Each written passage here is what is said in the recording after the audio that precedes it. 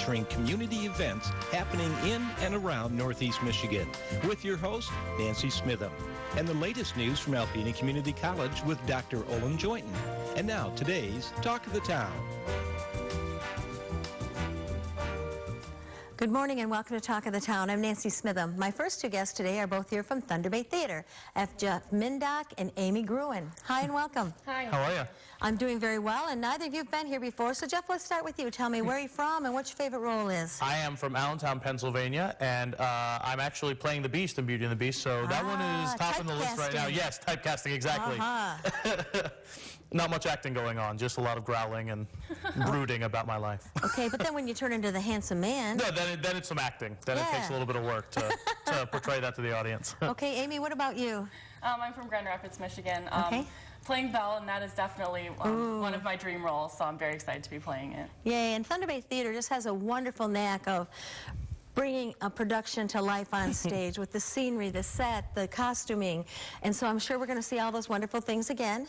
Yes, Beauty and the Beast is kind of a landmark show for the Thunder Bay Theater, because for the first time we are employing a 8-foot by 10-foot projection screen to serve as our backdrops and our sets, as well as some other concrete pieces like castle columns and things like that. But yeah, so it's very exciting. When we first had the task of doing Beauty and the Beast, we were like, oh my goodness, we have to do Beauty and the Beast. Because Beauty and the Beast is usually done on a stage that is 2 times, 3 times the size of our set. And usually have a fly system and all these different kind of colored lights and things. And we were like, okay, we're not going to be able to do a Broadway style, you know what I mean, with everything that all these big houses have. So how are we going to make it ours? How are we going to make it the best that we can do? And the things that we really wanted to stress were the costumes, because that's what all the kids associate Beauty and the Beast with, is seeing Mrs. Potts and Cogsworth and the Beast be able to transform. And we really wanted to have a solid performance, you know what I mean? We wanted people to hear the songs as they're meant to be sung and see the characters as they are written in the script. So those were the 2 things that we really stressed. And then we started to get into the abstract of how are we going to make all this happen? And that brought us to the projection screen, which is very, very exciting. Yay. So tell me about your role as Belle.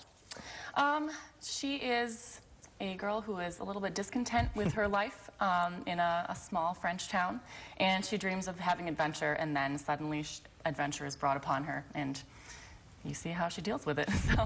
So tell me who some of the other roles are and who are playing those roles. Well, in the core company, Nikki Hilton, who has been with the theater for so many years, yes, a while, is playing Mrs. Potts. Okay. And then Rocky Cooper, another one of our core company members, who is a transplant from Big Stone Gap, Virginia, is playing Gaston.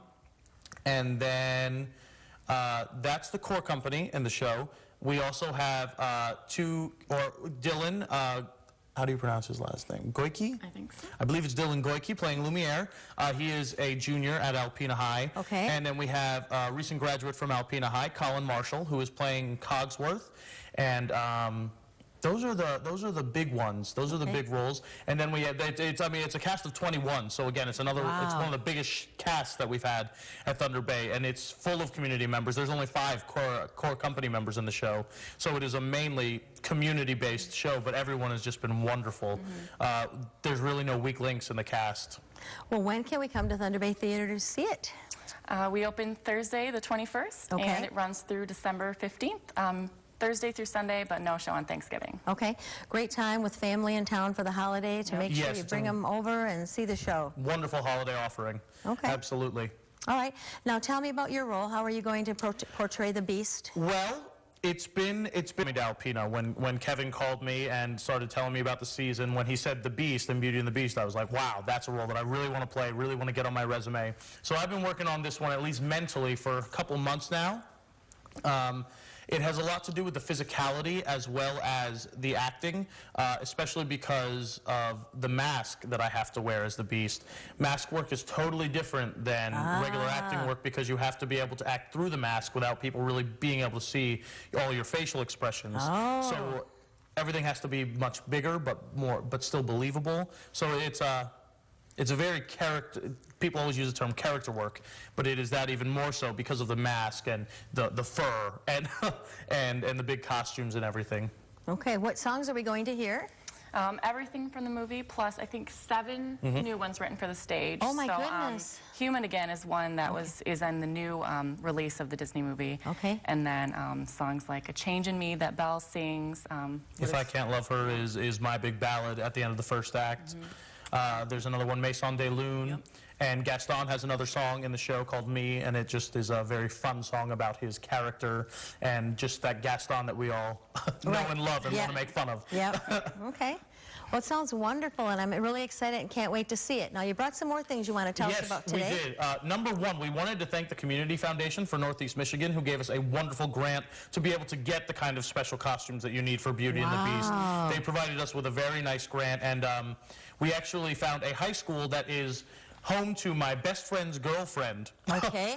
Yeah, exactly. Put the pieces together, and we got in contact with them, and we were able to rent our costumes from them because they're all handmade. And I had seen some pictures of the production, and I was like, if we can get those costumes, we'll be set because they're so wonderful. So we wanted to thank them. And then we have some, we are actually, I think this is the first public announcement of next spring season at Thunder Bay Theater. Okay. So in 2014, we're going to start off with Miss Nelson is Missing. It is a musical, and auditions are going to be on December 11th at 7 p.m. and December 14th at 1 o'clock p.m.